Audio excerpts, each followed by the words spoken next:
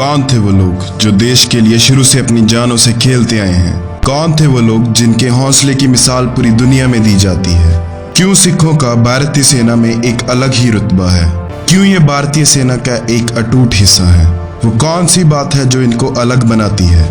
वो कौन सी बात है जो इनको जानों पर खेलने को मजबूर कर देती है?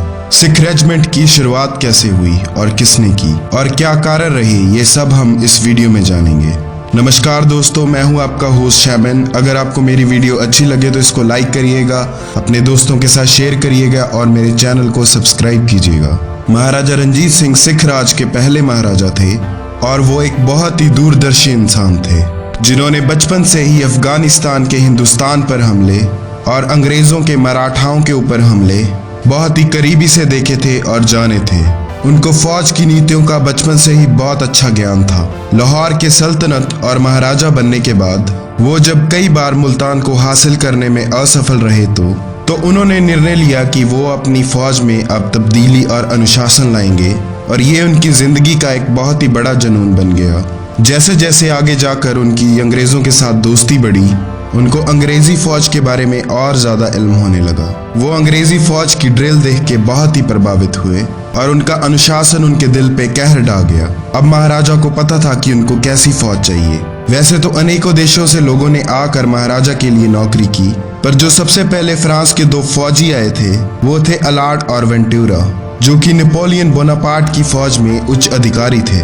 महाराजा की अच्छी तनख्वाह और तोहफों ने उनको बहुत ही प्रभावित किया और इसी तरह अलार्ड और वेंटूरा ने नई भर्तियां करके लोगों को नई आर्मी के लिए तैयार करना शुरू कर दिया। नई फौज के 3 भाग थे: पैदल सेना यानी कि इन्फेंट्री, तोपची सेना यानी कि आर्टिलरी और घोड़सवार सेना यानी कि कैवलरी। महाराजा की जो सबसे पसंदीदा सेना थी वो थी आर्टिलरी यानी कि तोपची सेना। एक भी दिन ऐसा ना जाता जब महाराजा खुद फौज की ड्रिल देखने ना जाते और अच्छे प्रदर्शन पर एक भी दिन ऐसा नहीं गया जब उन्होंने अपने फौजियों को इनाम से ना नवाजा हो। देखते ही देखते साल भर साल में महाराजा की नई फौज, जो कि पूरे अनुशासन और ट्रेनिंग के साथ तैयार हो चुकी थी। महाराजा की नई फौज फ्रैंको ब्रिटिश स्टाइल थी, यानी फ्रांस और इंग्लिश के स्टाइल की, और फौज भी ऐसी तैयार हुई कि जिनके करतब देख के अंग्रेज तक दंग रह जाया करते थे। महाराजा के पास अब 2 तरह की फौजें तैयार थी।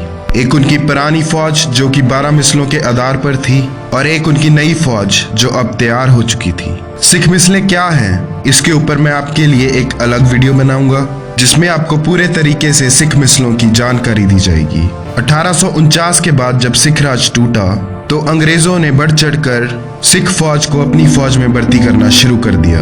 यहाँ तक कि सिखों के लिए उन्होंने अलग रेजिमेंट्स भी बनाई और वो रेजिमेंट्स ब्रिटिश आर्मी में बहुत ही अहम थी और उन रेजिमेंट्स ने अंग्रेजों के लिए अनेक जंगें लड़ी और यहाँ तक कि शहादतें भी दी, जिनमें सारागढ़ी की जंग, विश्व युद्ध 1 और 2 शामिल थे। अंग्रेज भी सिखों के हौसले और बहादुरी के कायल थे।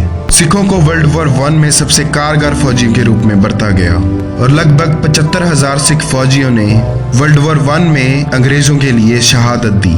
आज की तारीख में सिखों का भारतीय सेना में एक अलग ही रुतबा और इज्जत है और ये इज्जत सिखों ने इतिहास से कमाई है। दोस्तों, आज की वीडियो में इतना ही।